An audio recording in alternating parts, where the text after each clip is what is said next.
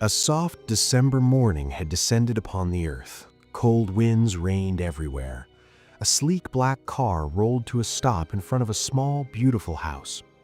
Inside the car sat four handsome young men: Joseph, Nick, Flynn, and Mark. Joseph, seated behind the wheel, honked the horn. The door of the house opened and the handsome Harry emerged, a bag slung over his shoulder, walking towards the car. "Good morning, guys," Harry greeted everyone as he settled into the front seat. "Give your bag to Nick, Harry. He'll put it in the trunk," Joseph instructed. "Of course, give it here. Apparently, I've only come along on this picnic to carry everyone's luggage," Nick muttered sarcastically from the back seat, taking the bag and stepping out of the car.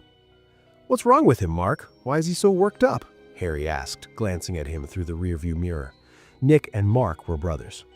"Nothing. Mom scolded him before we left the house. His mood's been off ever since," Mark replied. Harry's eyes drifted to Flynn, who sat pressed against the window. Earphones plugged in, the mic held close to his lips, he was whispering into the phone, completely absorbed in conversation.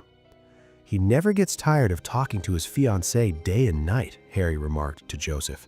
"Forget him, I'm more amazed at his fiancée for tolerating him so much," Joseph added mischievously. "I'm wearing earphones, not hearing aids. I can hear every word you guys are saying," Flynn announced, covering the mic. "You may not be deaf, but you're definitely shameless. Even after all that roasting, you're still glued to the phone," Mark shot back. Flynn glared at him in silence. Nick returned and climbed into the car, and Joseph pulled away from the curb. "Did you call home to let them know you won't be coming back this weekend, that you're going on this picnic with us instead?" Joseph asked while driving. "Yes, I told them. They said it was a good idea. A little outing is healthy. Life isn't just 9 to 5 work, coming home to eat, and then going straight to sleep," Harry replied thoughtfully. The five friends had taken a break from the hassles of life, stepping away for a while to breathe in an air of carefree freedom. But none of them knew that the journey they had begun would lead to a destination far more terrifying than anything they could ever imagine. On road. As the journey continued, morning faded into afternoon. Sitting for so long had exhausted them. They stopped at a roadside diner on the highway to rest both themselves and the car. After a brief break for food, they resumed their journey, this time with Harry behind the wheel. "So how far is your friend's farmhouse now?" Joseph asked from the front seat. "We should reach there by around 4, Harry replied, glancing at the watch on his wrist and nodding confidently. "Harry, look ahead!" Mark shouted from the back seat. Harry slammed the brakes. The car jerked to a stop. "What happened?" Flynn asked, confused. "That cat! Another second and it would have been under the car," Mark explained. Everyone looked ahead. A black cat was crossing the road. "Isn't there any other route?" Nick asked anxiously. "Why?" Harry questioned. "I've heard if a black cat crosses your path, you're not supposed to go that way," Nick said mysteriously. "Oh, ignore him. Too many horror movies have messed up his head," Mark dismissed. "Guys, I'm serious. When a black cat crosses your path, something bad happens," Nick insisted. "With how stubborn we are, I think the cat should be worried about itself," Harry joked, restarting the car. Lost. Afternoons slipped quietly into evening. Everyone except Harry had fallen asleep. Winter evenings are often lonely, but beneath the deepening sky and icy winds, the surroundings felt eerily deserted. As Harry drove on, worry slowly crept across his face. He scanned the area and finally stopped the car. "Joseph? Joseph?" Harry shook his shoulder. "What is it? Have we reached the farmhouse?" Joseph asked groggily. "No, I think I've lost the route," Harry admitted anxiously. Joseph was wide awake now. "What?" He sat up sharply. The others began to stir as well. "How can you forget the route? What do we do now?" Joseph asked, alarmed. "I've never been here before. My friend explained the way verbally, but I can't remember it now," Harry said regretfully. "What? You're lost?" Mark exclaimed. Flynn and Nick looked equally stunned. "What are we going to do?" Nick panicked. "My phone's battery's dying too. I was planning to charge it at the farmhouse," Flynn fretted. Shut up! Even now you're worried about your phone? Mark snapped. Call your friend, Joseph suggested suddenly. Harry pulled out his phone, but he met with disappointment. Oh no, there's no network here, he said in frustration. Everyone's heart sank. We can't even turn back. It's a long journey and it'll be nightfall on the way. Traveling at night could be dangerous, Harry reasoned. But we can't just stand here either. It'll be dark soon, Joseph said helplessly. Silence fell. Nick quietly began muttering every prayer he could remember. Let's keep moving. Maybe we'll find something ahead, Harry suggested, breaking the silence. We have no choice, Joseph agreed. With a pounding heart, Harry drove on. The mansion. Even after driving further, they saw no house, no hut, nothing. The sun hovered at the edge of the sky, ready to disappear. Then, suddenly, a flicker of hope reignited. In the distance stood a grand mansion. Look, there's a mansion ahead, they exclaimed in unison. Speed up, Harry, Mark urged impatiently. Harry stopped the car right in front of it. One by one, they stepped out. It was a magnificent yet mysterious mansion, made stranger by the fading sunlight. Is this a mansion or a haunted house? Flynn muttered. Without wasting time, Harry rang the doorbell. Beneath it hung a nameplate thick with dust. He brushed it clean. Blue Eyes written on the nameplate. The door creaked open, and at the sight of the person standing there, all five froze. She was a delicate, captivating girl, dressed in a full-sleeved black silk gown that touched the floor. Her long black hair flowed freely down her back, but what left them spellbound were her deep blue eyes set against her dusky, sharply defined face. Come in, she said, stepping aside. Her voice was as enchanting as her presence. Harry began. I said, come in, she interrupted calmly yet firmly. They exchanged puzzled glances. She hadn't asked their names nor their purpose, yet invited them inside. With no other option, they stepped in. The interior was even more splendid. They looked around instinctively. Don't you like the house? She asked evenly. No, it's beautiful, just like you, Joseph said smoothly. She showed no reaction. Here he goes again, Mark whispered to Flynn. We lost our way and need a place to stay until morning, if you don't mind, Harry explained. Sometimes one must lose their way to find their destination, she said softly. Harry fell silent.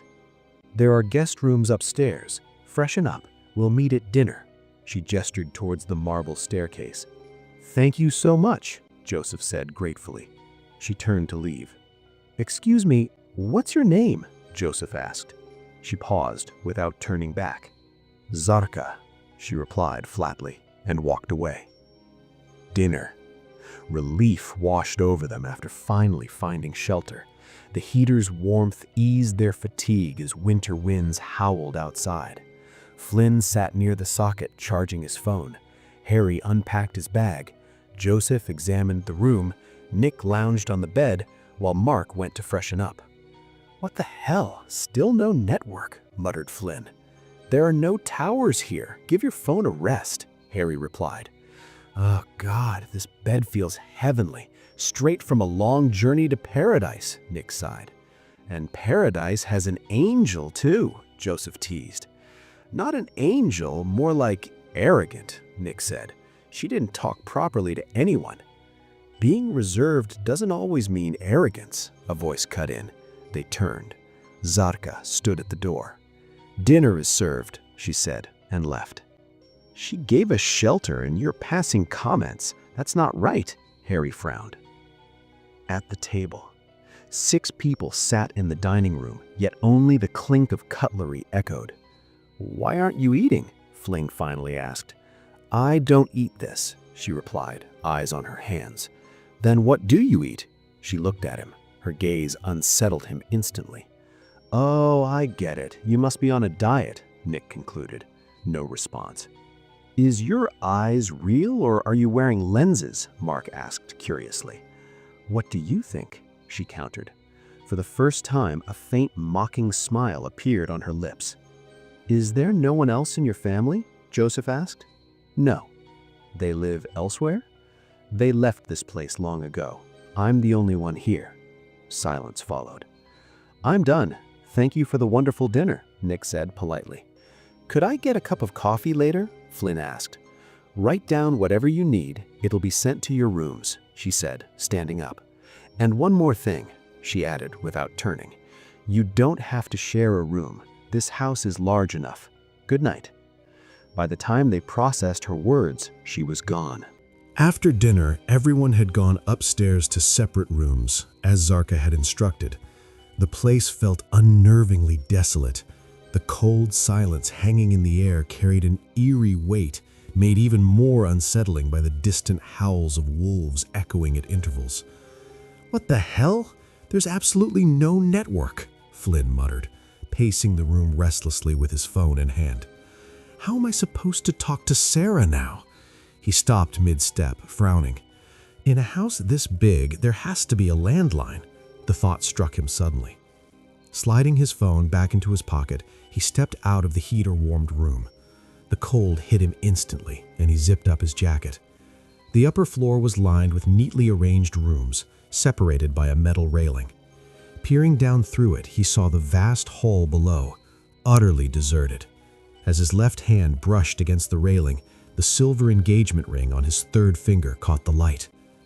He made his way downstairs, scanning the area for a landline, but found nothing. "I'll just ask Zarka," he muttered to himself. "But where's her room?" The next question followed immediately. "I'll have to find it." He walked down a corridor flanked by doors on both sides, glancing into each room with growing confusion. One door stood slightly ajar. He moved toward it. Peeking inside from behind the door, the sight before him made him freeze in surprise. Zarka stood very close to a young man. His arms were wrapped tightly around her waist, pulling her fully into him. Her hands rested on his shoulders. They're kissing intimately, passionately. The man's back was toward Flynn, so he couldn't see his face. All he could see was Zarka. She had told them she lived here alone. Then who is this man she is so close to? Flynn shifted his gaze for just a fraction of a second, trying to make sense of it all. But when he looked again, the room was empty. Both of them were gone. His heart skipped. Suddenly, a hand landed on his shoulder. He spun around in alarm. Zarka stood behind him, staring at him with her cold, deep blue eyes. Seeing her there so suddenly made Flynn's eyes widen in shock. "You? Here?" he stammered. "Do you need something?" she asked calmly, ignoring his confusion. "I was looking for a landline phone," he said, trying and failing to sound normal. "Come, I'll take you to it," she said in the same measured tone, then turned and walked away. Flynn followed. His mind was in turmoil. How had Zarka moved from there to here so quickly? Had what he seen been real or just an illusion? Should he ask her about it? Lost in these thoughts, he didn't notice the strange, cryptic smile slowly curving on Zarka's lips as she walked ahead. Morning had arrived. Harry opened the window of his room. A cool, fresh breeze brushed past him, instantly lifting his spirits. Dew-covered mountains loomed in the distance, hazy yet majestic, while birds soared freely across the sky, completing a breathtaking view. A knock at the door pulled him back. Leaving the window open, he walked over and unlocked the door. Zarka stood outside, dressed just as she had been before, her demeanor unchanged. "Breakfast is ready downstairs," she informed him evenly. Once again, everyone was seated around the dining table in their previous places. The silence remained intact. Zarka sat with both hands resting on the table just as before. "Has Flynn not woken up yet?" Joseph asked while pouring tea into his cup. "No idea. I came straight here from my room," Mark replied, buttering his toast and shrugging. "I'll go check on him," Harry said, starting to rise. "Sit down, Harry. Nick, you go," Mark ordered, stopping him. "You never miss a chance to make me do the work," Nick muttered irritably as he got up and walked away. "So, how was everyone's night?" Zarka finally broke the silence. "Asleep," Joseph replied mischievously. Ignoring him, she asked seriously, "Any trouble?" "No, you fed us so well last night that we slept like babies on those warm beds, and now this breakfast has completely refreshed us," Mark said sincerely. "Thank you for everything," Harry added gratefully. Zarka smiled in response, but there was something odd about it. All three of them felt it. "Flynn isn't in his room," Nick announced as he returned. Everyone turned toward him. "Maybe he's in the bathroom," Joseph suggested. "I checked. He's not there either," Nick said, sitting down. "Where did he disappear to?" Mark wondered aloud. "Maybe he went outside hunting for network like a maniac," Harry guessed. "Possible. He's ridiculously possessive about his phone," Joseph agreed. "Yeah, even inside the house. Do you know who he stays closest to?" "Who?" Harry asked. "The charging plug," Mark replied with a grin. They all laughed. "Let's finish breakfast and then look for that lunatic. We need to leave anyway," Joseph said, turning back to his plate. Zarka remained silent. The bungalow stood alone, with no other house in sight for miles. Beyond it stretched a dense green forest. The four of them searched everywhere they could, but Flynn was nowhere to be found. Eventually, they regrouped in front of the bungalow. "We've searched everywhere. There's no sign of Flynn," Mark said, defeated. "I even checked the outskirts of the forest. Nothing," Harry added. "Should we check inside again? Maybe he fell asleep in another room?" Nick suggested. "It seems unlikely, but we don't have any other options," Mark agreed. They headed back toward the locked door. Before Joseph could ring the bell, the door opened inward on its own. Zarka stood there. Without a word, she turned and walked back inside, leaving the door open. The men exchanged uneasy glances before stepping in one by one. Mark closed the door behind them. They had expected Zarka to be in the hall, but she wasn't there. The speed with which she had vanished in mere seconds felt deeply unsettling. Nick and Mark checked downstairs. "Harry and I will search upstairs," Joseph said, brushing aside the unease. Nick wandered deep inside during his search. He entered a long corridor, one side lined with tall glass windows, the other adorned with bizarre paintings. Dust and abandonment clung to the place, as though no one had been there in ages. At the far end, he spotted a room.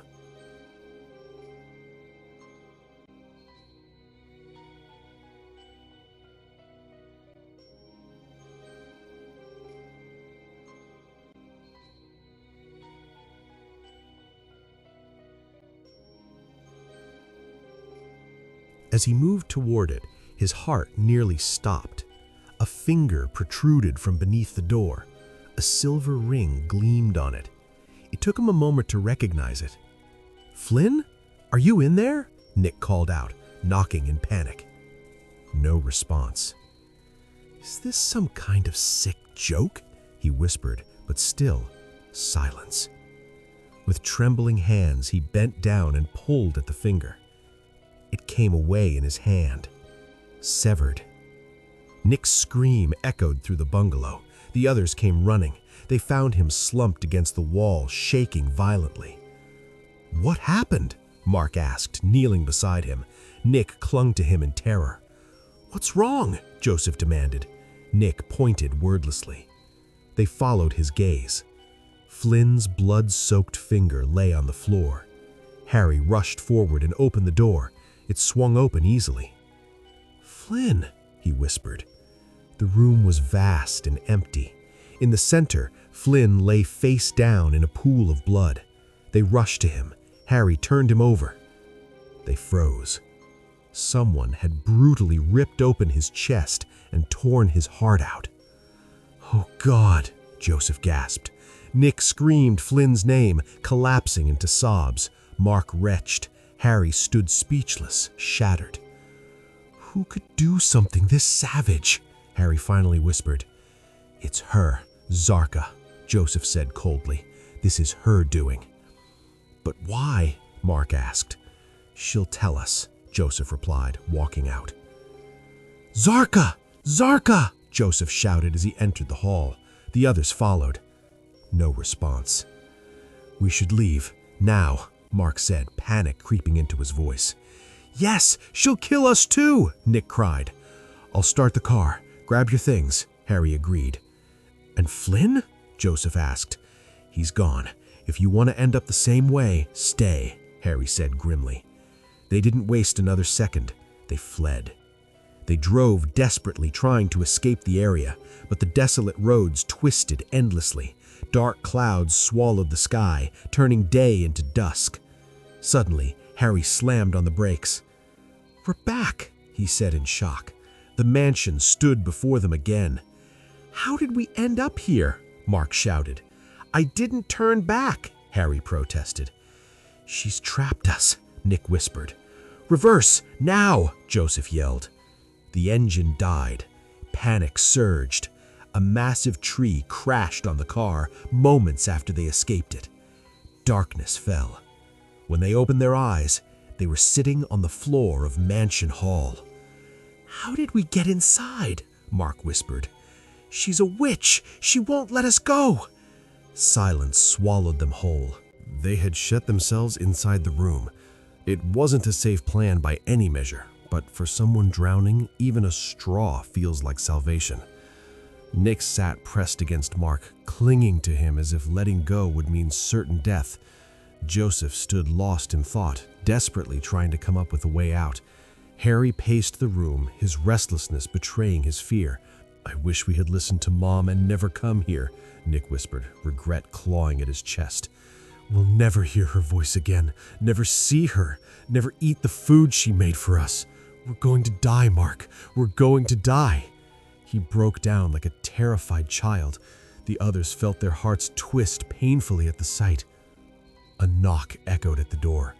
All four froze, exchanging alarmed glances. The knock came again. It's her. Don't open the door, Nick said, shrinking further into himself. The others hesitated, caught in the grip of fear. The knocking didn't stop. Suddenly, Joseph stepped forward and opened the door. Zarka stood there, just as she always did, eerily composed. A strange smile curved her lips. Dinner is served. You should come to the table, she said casually, as if announcing an ordinary routine. A chill ran down their spines. Joseph slammed the door shut in panic. From outside came a chilling, mocking laugh. She was enjoying their terror, savoring every second of it. They stared at one another, eyes wide with dread. She didn't want to kill them outright. She wanted to frighten them to death. No one knew how long they had remained locked inside the room like that. She hadn't returned, but they knew she wouldn't stop. How long do we keep hiding like this? Joseph said helplessly. If she wants to, she could walk right in here and there's nothing we can do. We can't do anything out there either, Mark replied quietly. At least in here, we're still alive. Nick lay asleep on the bed, his fever worsening from sheer terror. Mark gently massaged his head. For now, we get through the night. At dawn, we'll try to escape, Harry suggested. The others nodded silently. There was no better option. It was deep into the night when someone gently shook Nick awake. The lights were still on. It was Harry. What's wrong? Nick asked weakly. The car is fixed. Let's get out of here. Joseph and Mark are waiting outside, Nick whispered. Really? Hope flickered in his eyes. Shh, keep your voice down or she'll hear, Harry warned. Nick sat up and glanced around. Joseph and Mark weren't in the room. Come on, hurry, Harry said, stepping outside. Nick followed him. So complete was the spell cast upon Nick that he failed to see Mark sleeping beside him, or Harry and Joseph lying on the carpet. Unaware, he followed Harry's doppelganger, whose lips carried a mysterious smile and whose eyes gleamed unnaturally. Morning had come. Mark slowly opened his eyes. Joseph and Harry lay asleep nearby. How strange it was that, even in such terror, exhaustion had claimed them. He turned to look at Nick. His heart dropped. Nick wasn't there. Harry! Joseph! Mark shouted, jumping off the bed. What happened? Harry asked groggily. Nick is gone. We need to find him, now. They rushed downstairs, Mark's heart pounding violently. An awful certainty dragged him toward the room where they had first found Flynn's body. The sight crushed him. Flynn's corpse lay exactly where it had been. Nearby, Nick lay face down in a pool of blood. Joseph and Harry froze in horror. Mark staggered forward and knelt beside his brother. With trembling hands, he turned Nick over. His chest had been torn open. His heart was gone. She had claimed another victim. "Nick, my brother!" Mark cried out in agony, clutching his brother's lifeless body to his chest. Mark's eyes had gone dry from crying. Joseph and Harry were equally speechless. "One of us is next," Mark said hollowly, staring into nothingness. "But why?" Joseph snapped. "Why kill us one by one, always at night? She could have killed us all at once." "You're right," Harry agreed quietly. "Why does she hunt only in the dark and only one at a time?" "Do either of you have an answer?" Mark asked. "No," they replied together. "Then prepare yourselves," Mark said grimly. "Your turn is coming." "One thing's clear," Joseph said after a pause. "She only attacks someone who's alone. If we stay together, maybe we stand a chance." "Yes, no matter what happens, we don't separate," Harry agreed. Mark said nothing. The loss of his brother had shattered him beyond words. "While it's still daylight, let's look for an escape together," Joseph suggested. They went downstairs, determined to leave, but the main door wouldn't budge. "It's locked, completely," Joseph said, exhausted after trying with all his strength. "What now?" Harry asked anxiously. "Let's find a window. Break the glass if we have to." But every window was locked. The glass was thick, unbreakable. Defeated, they returned to the room. Morning turned into evening. Hunger and weakness began to creep in. They hadn't eaten since the day before. Harry rummaged through his travel bag. By sheer luck, he found a packet of biscuits. They shared it sparingly. Another day faded away. Night returned, the killer's hour. Who would it be tonight? Mark slept on the bed. Half asleep, he heard someone calling his name. "Mark, Mark." The voice grew clearer. "Mark, my brother." Nick's anguished voice. Forgetting Joseph's warning, never separate, Mark rushed out of the room. Morning came again. Joseph opened his eyes slowly. Harry lay beside him, but Mark was gone. "Harry!" Joseph shook him awake. "Mark is missing!" They ran to the cursed room. Their worst fear had come true. Alongside Flynn and Nick now lay Mark. Joseph felt the strength drain from his legs. He collapsed onto the floor, unable to bear the brutality anymore. Harry approached Mark and turned him over. His chest had been ripped open. His heart was gone. She had claimed her third victim. The silence in the room was suffocating, broken only by the heavy ticking of a clock. Joseph and Harry sat opposite each other on single sofas. Morning turned into night once more. "Tonight, one of us will die," Joseph said solemnly. "And the one who survives tonight will be dead by tomorrow. Our fates are sealed." "Do you see any way out?" Joseph asked. Harry shook his head. Joseph leaned back against the sofa and stared at the ceiling. Life was going just fine, and then everything fell apart in the blink of an eye. A deep sadness weighed on him. I really wish we had never come on this trip." Regret came too late. When Harry didn't respond, Joseph straightened and froze. Harry was gone. "Harry!" he called out, standing up. No answer. "You won't hear him now." Zarka's flat voice echoed through the room. A shiver ran through Joseph's bones. He turned around. Zarka now sat on the sofa where Harry had been, legs crossed, utterly calm. Her cold, deep blue eyes were fixed on him. "Harry!" Joseph called out, scanning the room in panic. "He won't hear your voice anymore." Zarka's flat, cold voice echoed through the room. A chill ran straight down Joseph's spine. He turned sharply. Zarka was sitting calmly on the sofa where Harry had been moments ago, one leg crossed over the other, watching him with her icy blue eyes. Seeing her there, Joseph panicked. He bolted toward the door and ran downstairs. The moment he reached the bottom, he crashed into someone hard. It was Harry. "What happened, Joseph? Why are you so scared?" Harry asked.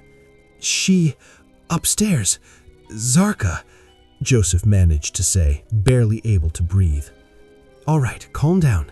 I found a way out. Come with me," Harry said gently, trying to reassure him. "Really?" Joseph couldn't believe it. "Yes, hurry. Follow me." Harry moved ahead, and Joseph rushed after him, missing the cruel, twisted smile dancing on Harry's lips. Harry led him back into the same room where the 3 dead bodies had been found earlier. "Why are we here, Harry?" asked Joseph, stopping at the doorway. "This is the way out. Come inside, quickly." Harry opened the door and gestured him in. Confused and desperate, Joseph stepped inside and froze. The 3 bodies were still lying there, exactly as before, and Zarka was standing among them. The sound of the door locking made Joseph spin around. Harry stood there, smiling darkly as he walked toward them. In that instant, everything exploded inside Joseph's mind. He understood the entire game. Harry joining the office, becoming friends with all of them, planning the picnic, choosing the picnic spot, losing the way, reaching Zarka's mansion by accident, driving away in panic, circling back again. Harry had done it all. He was the one who trapped them all.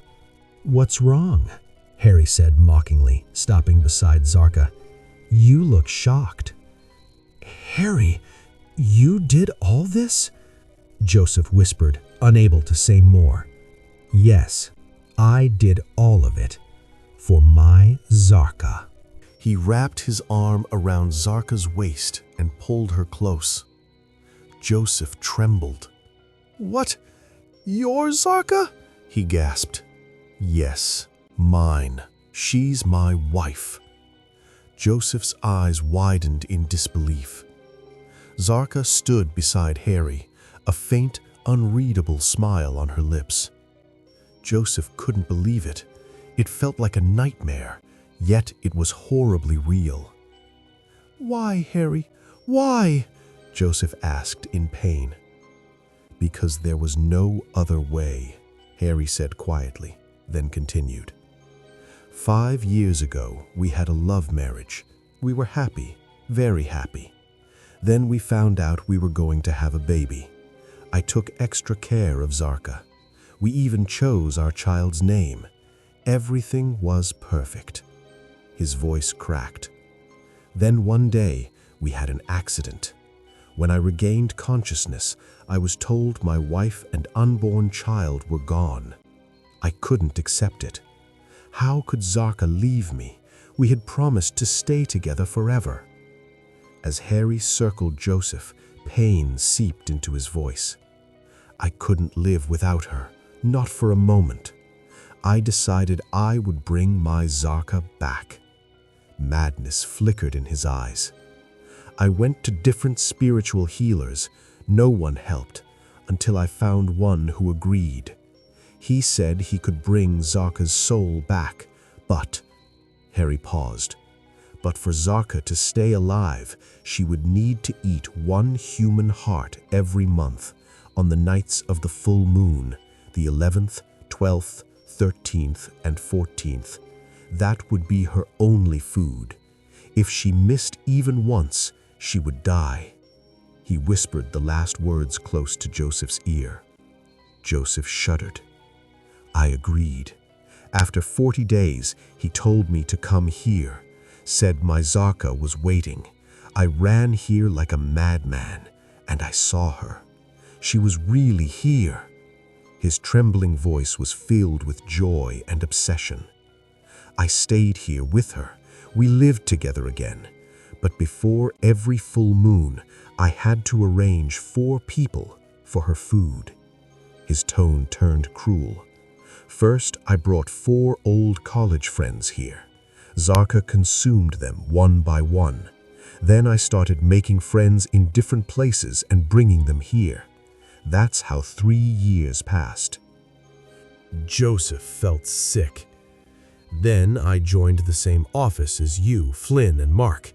We became friends, but I needed a 4th person, so I insisted Mark bring his brother Nick along on the picnic. Harry smiled proudly. Zarka's food for this month was arranged. There was no fear, no regret. Joseph didn't know how he was still standing. After she eats your heart, her food for this month will be complete. Then we'll spend the whole month peacefully together. Next month, I'll bring 4 more people. Rage finally rose inside Joseph. Do you have no humanity left? All these years, did your hands never shake? Did you never feel mercy? No, Harry replied plainly. You became so blind in love that you forgot religion, the one that teaches humanity and clearly says that the dead never return. Joseph tried to wake him up. That fake devil worshipper took advantage of your madness. In Zarka's name, he handed you a witch. You've turned into a monster yourself. Wake up, Harry. This is not your Zarka. She's gone. She will never come back. No, Harry snapped, gripping Joseph's jaw. Nothing happened to my Zarka. She's here, and she'll stay here, got it? You're out of time, Harry. Zarka's voice finally spoke. Yes, Harry agreed. It's time. Zarka stepped forward and blew something toward Joseph. Darkness swallowed his vision. He collapsed. Joseph slowly opened his eyes. He was lying on the same floor. His hands were stretched above him, his legs bound below, but not by ropes or chains. It was something unseen. No matter how hard he tried, he couldn't move. Magic. Zarka was sitting beside him. Harry wasn't there. Just a little longer, she whispered. Then you'll go where... She leaned closer. Where Harry's Zarka has already gone. You were right. I'm not Zarka. I'm a witch. Joseph's entire body trembled. The door opened. Harry entered holding a large, sharp knife. He sat beside Joseph and handed the knife to Zarka. She gripped it tightly, smiling darkly, raising her arm. Her lips moved silently, chanting. Joseph's heart pounded. Faces of his loved ones flashed before him. Why is man called the greatest of creation? Joseph's childhood question echoed in his mind. Because God gave humans intelligence, his mother's voice replied. Humans can think. They can find solutions. Humans can think. Humans can think. We even chose our child's name. The words collided in his mind. Zarka opened her eyes and lunged. What name did you choose for the baby? Joseph shouted suddenly. She froze. Harry stared. If you're really Harry Zarka, tell us the name, Joseph challenged. If you're truly her, you'll answer. Zarka ignored him and attacked again, but Harry grabbed her wrist. Answer me, Zarka, he demanded. What was our baby's name? She struggled. Joseph felt the invisible grip loosen. Answer me, Harry shouted. I'm not your Zarka. Let me go. The truth was out. Harry staggered back, heartbroken. Before she could strike again, Joseph rolled aside. The knife hit the floor. Furious, she attacked again. Joseph, run! Harry shouted. Joseph escaped. Harry grabbed Zarka. Tears slipped down his face. You betrayed me, he said. You used my love. She glared at him. Joseph returned and blindfolded her. Her power faded. Harry picked up the knife and plunged it into her chest. The mansion shook violently. This place is collapsing, Joseph shouted. We have to leave. Zarka attacked again, but weaker. She lunged toward Joseph. Harry grabbed her leg. "Run, Joseph," he yelled, "and don't come back." "But you—" "I brought her here. I'll end this with her." Joseph fled. Moments later, the mansion collapsed completely. Joseph stood at a distance, staring at the ruins. Beneath them lay 3 dead friends, and 1 living friend who chose to end the nightmare. And with him, the bloody game finally ended.